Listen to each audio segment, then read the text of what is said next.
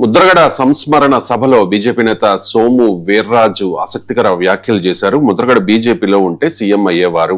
ముద్రగడను బీజేపీలోకి రాకుండా కొందరు అడ్డుకున్నారు.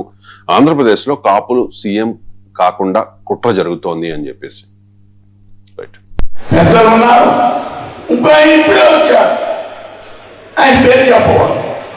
ఆయన మా పార్టీలో జాయిన్ అవుతున్నాడు. ఆయన కాపే అబ్బో ఆయన రావడానికి వీల్లేదు.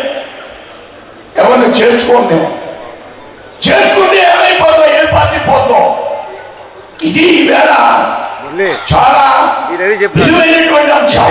అలాగే జిఎస్ రావు గారితో కానీ ముద్రగడ పద్మనాభం గారితో కానీ ఈ విషయాలన్నీ ఎందుకు జరుగుతున్నాయి?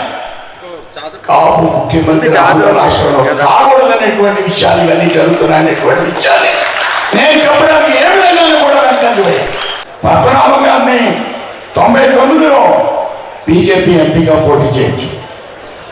ఆయన కేంద్ర మంత్రి చేద్దాం, ఆయన తర్వాత బీజేపీ అధ్యక్షుడు అవుతాడు, ఆ తర్వాత ఈ రాష్ట్రానికి ముఖ్యమంత్రి అవుతాడని చెప్పిన ఏకైక పార్టీ భారతీయ జనతా పార్టీ.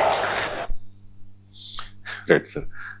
ఏంటి సార్ నిజంగా అటువంటి కుట్ర జరుగుతుంది అంటే ఒకటి, ఇందులో ముద్రగడ పద్మనాభం బలాన్ని రాజకీయ పార్టీల బలహీనతను తెలియజేస్తుంది. ఎందుకంటే ఆయన బతికుండగా రాజకీయ పార్టీలు భిన్న రకాలుగా వ్యవహరించాయి, స్పందించాయి, అవమానించాయి, అణచివేశాయి, అవహేళన చేశాయి. ఆయన చనిపోయాక పోటీ పడుతూ మాకంటే మించిన ముద్రగడ విధేయులు లేరు, ముద్రగడ వారసులు లేరు అనే రీతిలో రాజకీయ పార్టీలు పోటీ పడతాయి. రీసెంట్ గా నాదేండ్ల మనోహర్ కూడా చెప్పారు, గవర్నర్ చేసేవారిని అంటూ జనసేన ముందుకు వస్తుంది, ముద్రగడను ముఖ్యమంత్రి చేసేవారం అంటూ బీజేపీ ముందుకు వస్తుంది. అంటే ముద్రగడ వారసత్వము రాజకీయంగా తమకు ఇబ్బందులు పెడుతుందా అన్న కూటమిలో ఉన్న ఆందోళన తెలియజేస్తుంది. ఎందుకంటే ముద్రగడ వాస్తవానికి అనేక పార్టీల్లో ఉన్నారు. ఆయన జనతా పార్టీతో రాజకీయ జీవితం మొదలై కాంగ్రెస్ లో ఉన్నారు, బీజేపీలో ఉన్నారు, తెలుగుదేశంలో ఉన్నారు, మీకు ఇండిపెండెంట్ గా పోటీ చేశారు. సో ఆయన రాజకీయ ప్రస్థానంలో సొంత పార్టీ పెట్టారు జానారెడ్డితో కలిసి, తెలుగునాడు పార్టీ కాంగ్రెస్ అని. సో ఈవెన్ ప్రజారక్షణ పార్టీ అని కూడా ఒక పార్టీ పెట్టారు. సో ఇలా రకరకాల ప్రయోగాలు చేశారు.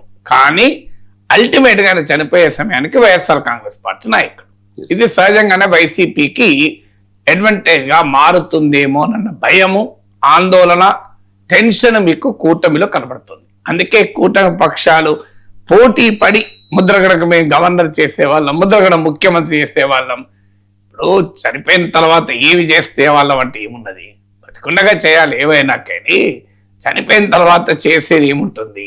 సో ఎందుకంటే ముద్రగడ అభిమానులు లక్షల సంఖ్యలో ఉంటారు కనుక, ఆయన కాపు ఉద్యమానికి నిజాయితీగా కృషి చేశాడు కనుక, కాపు సామాజిక వర్గాన్ని ఉపయోగించి పదవులు పొందుతున్న రాజకీయ నాయకులు ఉన్న రోజుల్లో తన రాజకీయ పదవుల్ని కూడా కాపుల కొరకు త్యాగం చేసినటువంటి నాయకుడు కనుక, తన రాజకీయ అవకాశాలను కూడా రిస్క్ లో పెట్టుకొని ఆయన కాపు ఉద్యమాన్ని నడిపాడు కనుక, సహజంగానే రాజకీయ నాయకులకు ముద్రగడతో పోల్చుకునే హక్కే లేదు, అర్హతే లేదు కనుక, ముద్రగడకు మేము వారసులము, మేము విధేయులము, ముద్రగడ భక్తులము, అభిమానులము, ముద్రగడ ఇచ్చేసేవాళ్ళం, అచ్చేసేవాళ్ళం అంటూ స్తోత్రాలు మొదలు పెట్టారు.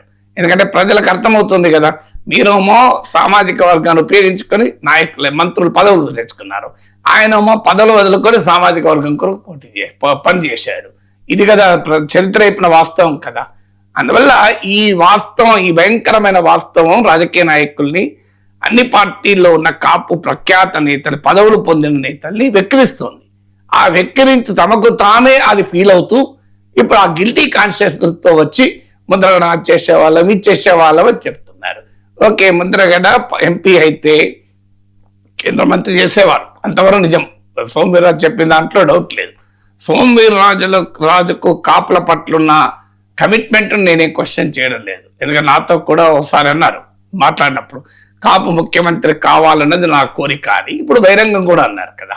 సో వాస్తవంగా బీజేపీ విభజిత ఆంధ్రప్రదేశ్ లో కాపు రాజకీయ వ్యూహాన్ని రచించింది కూడా. ఎందుకంటే బీజేపీ దేశవ్యాపితంగా సోషల్ ఇంజనీరింగ్ లో దిట్ట. ఇప్పుడు బీహార్లో నితీష్ కుమార్ పక్కన పెట్టి సామ్రాట్ చౌదరి అని ఇతర పార్టీ, ఆయన జేడీయూలో ఉన్న నాయకుడు, ఆయన సొంత పార్టీ వాడు కాదు, ఆయనకు ముఖ్యమంత్రి పదవి ఇచ్చారు. ఎందుకు? ఆయన కొయిరీ కమ్యూనిటీ అంటే నితీష్ కుమార్ నిర్మించిన ఎంబీసీ మోస్ట్ బ్యాక్వర్డ్ కాస్ట్ కోalition ఏంటంటే కొయిరీ కాంబినేషన్, కొయిరీ కుష్వాహా ఈ కాంబినేషన్. సో ఆ కాంబినేషన్ లోనే కొయిరీ కులానికి చెందినటువంటి సామ్రాట్ చౌదరిని సీఎం చేశారు. సో అందువల్ల భారతీయ జనతా పార్టీ మొదటి నుంచి కూడా ఈ సోషల్ ఇంజనీరింగ్, ఇప్పుడు మీకు రాజస్థాన్లో బ్రాహ్మణ్ని చేశారు, మధ్యప్రదేశ్లో యాదవ్ని చేశారు, ఉత్తరప్రదేశ్లో ఠాకూర్ని చేశారు, ఇలా క్యాస్ట్ లెక్కలు వేసి ఛత్తీస్గఢ్లో ట్రైబల్ని చేశారు. ఇలా క్యాస్ట్ లెక్కలు పర్ఫెక్ట్ గా వేసుకునే మంత్రుల్ని ముఖ్యమంత్రులు చేస్తూ ఉంటుంది. అంతవరకు అనుమానమే లేదు.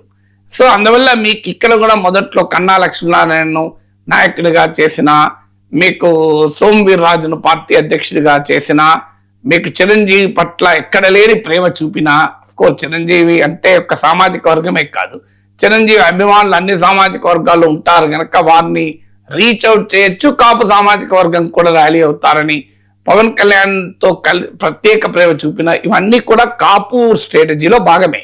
సో కాపు స్ట్రాటజీకి అదనంగా పవన్ కళ్యాణ్ చిరంజీవి అనే వరకు వారికి ఉన్న అభిమానులు, లక్షలాది మంది అభిమానులు కూడా కలిసి వస్తారన్న యాంగిల్ ఉండొచ్చు, కానీ మౌలికంగా కాపు యాంగిల్తో వచ్చారు. కానీ ఆ తర్వాత ఎప్పుడైతే టీడీపీతో కలవాలనుకున్నారో ఈ కాపు ఆస్పెక్ట్ అనేది బీజేపీ మర్చిపోయింది. అది సోమవీర్ రాజుకు భరించలేని పరిస్థితి. సోమవీర్ రాజు అందరికీ తెలుసు కదా, బీజేపీలో ఉన్న, మీకు వైసీపీ అధికారంలో ఉన్నప్పుడు కూడా బీజేపీలో 2 రకాల నాయకులు ఉంటారు. ఒకరు చంద్రబాబు అనుకూల వర్గం, ఖమ్మంపాటి హరిబాబు వీళ్ళంతా, ఇంకోరు వ్యతిరేక వర్గం, అందులో సోమవీర్ రాజు అని చెప్తూ ఉండేవారు. ఈ మధ్య కాలాన కాస్త పోటీ పడి కూటమి ప్రభుత్వాన్ని సమర్థించే ప్రయత్నం చేసిన సోమవీర్ రాజు మొదటి నుంచి కూడా కొంత క్రిటిక్ గానే ఉంటాడు. సో అందువల్ల ఆయన ముద్రగడ రావాలని, ముద్రగడ అయితే సీఎం అవుతారని, పవన్ కళ్యాణ్ కూడా బీజేపీలో చేరాలని, బీజేపీలో చేరితే పవన్ కళ్యాణ్ సీఎం అవుతారు అంటే సోమవీర్ రాజుకు లక్ష్యాలు 2 ఉంటాయి. ఒకటి బీజేపీ వారు ముఖ్యమంత్రి కావాలని, ఎందుకంటే ఆయన కమిటెడ్ ఆర్ఎస్ఎస్ కార్యకర్త. 2 వీలైతే కాపు ముఖ్యమంత్రి కావాలని. అందువల్ల ఈ 2 ఉంటాయి సోమవీర్ రాజుకు.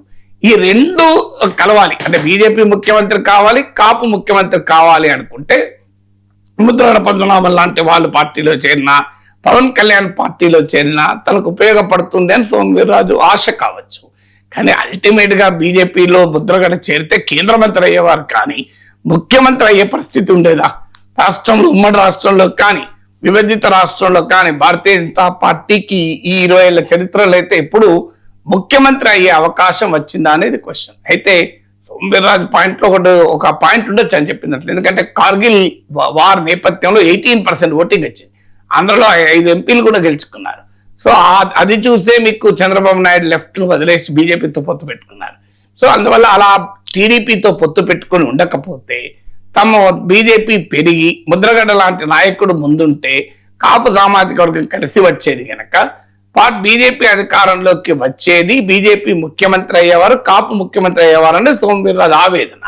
సో ఆ ఆవేదన బీజేపీలో చాలా మందికి ఉంది. ఎందుకంటే బీజేపీ విడిగా పోటీ చేస్తేనే పెరుగుతుంది, కలిసి ఉంటే పెరగదు. తెలంగాణలో అనుభవం అది.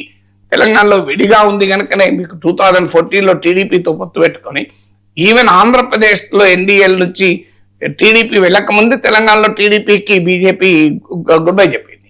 అందువల్ల బీజేపీ ఇక్కడ ఎలా పెరిగింది, ఇండిపెండెంట్ గా పోటీ చేయడం వల్లనే పెరిగాము అనే భావన చాలా మంది నాయకులు ఉన్నారు. నాకు ఈవెన్ జీవీఎల్ నరసింహరావు నాకు ఇచ్చిన ఇంటర్వ్యూలోనే చెప్పారు, ఈ టీడీపీ కాకపోతే వైసీపీ వీళ్ళలో ఒకరు కాకపోతే ఒకరు గెలిస్తే మాకేమొస్తుంది, ఎవరో ఒకరు ఓడిపోయి ఆ పార్టీ దెబ్బతింటే మాకు స్పేస్ వస్తుంది అని నా ఇంటర్వ్యూలో చెప్పారు. నేను నా యూట్యూబ్ ఛానల్లో ఉంది చూడండి మీరు. అందువల్ల ఇదే నోన్ ఫ్యాక్ట్, బీజేపీలో ఆ బలమైన ఒపీనియన్ ఉంది. మేము విడిగా ఉండి మా స్ట్రెంత్ మేము పెంచుకుంటే, మేము టీడీపీ వైసీపీకి 2 సామాజిక వర్గాలు బలంగా వెనకాలున్నాయి, కాపు సామాజిక వర్గంలో ఆ తీరని కోరికుంది, కాపు సామాజిక వర్గానికి చెందిన వ్యక్తి ఎందుకు ముఖ్యమంత్రి కాకూడదని ఆ తీరని ఆకాంక్షను తాము ఛాంపియన్ చేయగలిగితే తమ సోషల్ ఇంజనీరింగ్ సమర్థవంతంగా ఉంటుంది అనేది బీజేపీలో చాలా మంది అభిప్రాయం. కానీ వాళ్ళ జాతీయ నాయకత్వం అందుకు సిద్ధంగా లేదు. వాళ్ళ జాతీయ నాయకత్వం ఇందుకు పూర్తి భిన్నమైన వైఖరి అనుసరిస్తూ వస్తుంది. ఎందుకంటే మీకు తెలంగాణలో కూడా అదే జరిగింది కదా, కేసీఆర్కి వ్యతిరేకంగా పెద్ద పోరాటం చేస్తే పవర్లోకి వస్తామని బీజేపీ తెలంగాణ నాయకత్వం అనుకుంటే లాస్ట్ మినిట్ లో మీరు కేసీఆర్ ఓడిస్తారో తెలియదు కానీ కాంగ్రెస్ పవర్ లోకి వస్తుంది, అందువల్ల ఆగండి మీరు అని చెప్పి కేసీఆర్ పైన పోరాటాన్ని నిర్వీర్యం చేశారు కదా ఆ జాతీయ నాయకత్వం. సో అందువల్ల మీకు తెలంగాణ ఆంధ్రప్రదేశ్ బీజేపీలకు ఉన్న సమస్య ఏంటంటే వాళ్ళ బ్రెయిన్ ఇక్కడ ఉండదు, ఢిల్లీలో ఉంటుంది.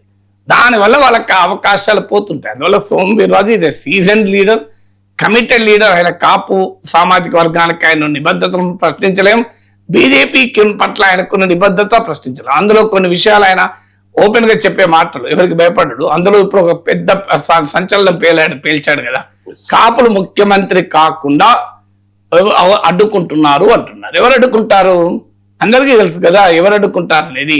ఏ సామాజిక కాపులు ముఖ్యమంత్రి అయితే వైసీపీ అధికారంలోకి వస్తే కాపు ముఖ్యమంత్రి కాగలడా? టీడీపీ అధికారంలోకి వస్తే కాపు ముఖ్యమంత్రి కాగలరా చెప్పండి నాకు? ఇంపాసిబుల్. అంటే ఎవరు అధికారంలోకి వస్తే కాపు ముఖ్యమంత్రి కాలేరు, వారు కాపు ముఖ్యమంత్రి కావాలని ఎలా కోరుకుంటారు? మీరు ఇప్పుడు కాపు ముఖ్యమంత్రి కావాలి అంటే మీకు టీడీపీలో సాధ్యమవుతుందా? టీడీపీలో సాధ్యం కాదు, వైసీపీలో సాధ్యం కాదు.